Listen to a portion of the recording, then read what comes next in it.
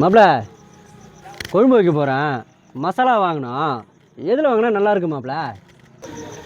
மாமா ஆச்சியில் வாங்க, அதான் கரெக்டாக இருக்கும். மாமா ஆச்சி மிளகாத்தூள் ஒன்று கொடுத்துரு மாமா.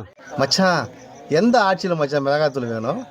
டிஎம் கேலியா ஏடிஎம் கேலியா? டிவிக்கு ஆச்சியில் கூட டிவிக்கு ஆட்சி மிளகாத்தூள் சமைச்சு சாப்பிட்டா உங்கள் குடும்பத்தில் 42 பேர் காலி ஆகிடுவாங்க. பரவாயில்லையா? 42 பேரா? ஐயோ சாமி, எனக்கு அந்த மிளகாத்தூளே வேணாம் சாமி.